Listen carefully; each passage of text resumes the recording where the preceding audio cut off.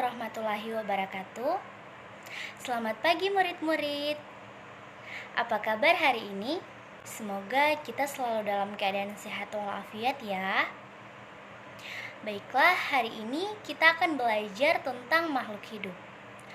Apa sih makhluk hidup itu? Makhluk hidup adalah suatu organisme yang dapat mempertahankan dirinya dari berbagai bentuk perubahan lingkungan dan dapat berkembang biak untuk melestarikan jenisnya.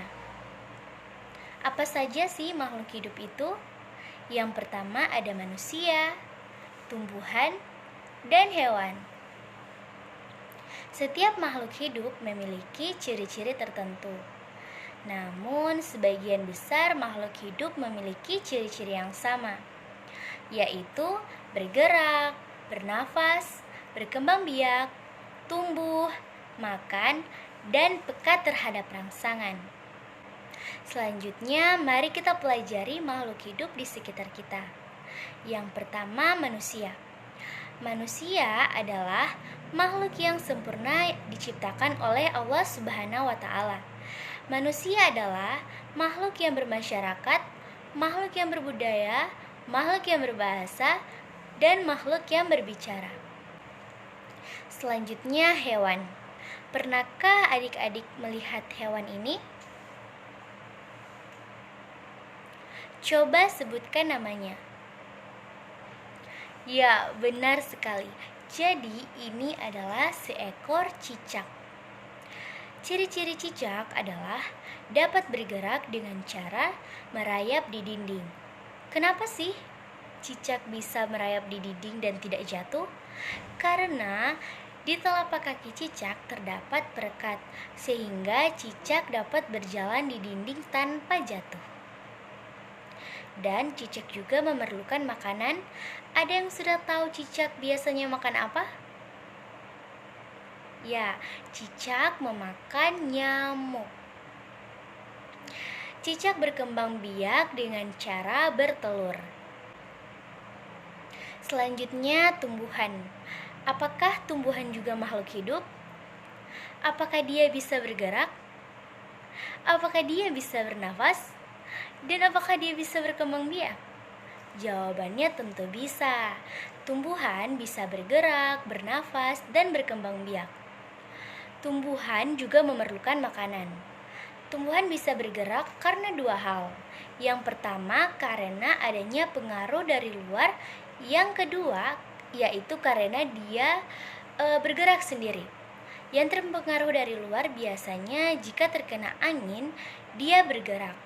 Tumbuhannya akan bergerak karena terkena angin. Selanjutnya, tumbuhan bergerak sendiri, yaitu ketika menjalarnya akar ke berbagai tempat. Akar tumbuhan itu bisa menjalar kemana-mana. Itu disebabkan karena dia juga mengalami pertumbuhan, namun itu juga disebut bergerak. Kemudian ada juga tumbuhan yang layu akan segar kembali ketika disiram. Ini juga terpengaruh karena adanya air. Ketika tumbuhan layu, dia akan menunduk. Kemudian dia sudah mendapatkan air, maka dia akan berdiri atau segar kembali. Selanjutnya, tumbuhan bisa bernafas. Bagaimana cara tumbuhan bernafas? Jadi, tumbuhan bisa bernafas menggunakan stomata. Stomata adalah pernafasan tumbuhan berklorofil yang berupa bulu-bulu halus. Biasanya, alat ini terdapat di permukaan daun. Udara masuk melalui stomata, lalu menuju ke bagian inti sel hingga akhirnya menyebar ke seluruh tumbuh-tumbuhan. Nah, selain lewat stomata, tumbuhan bernafas dengan pori-pori yang terdapat di batang.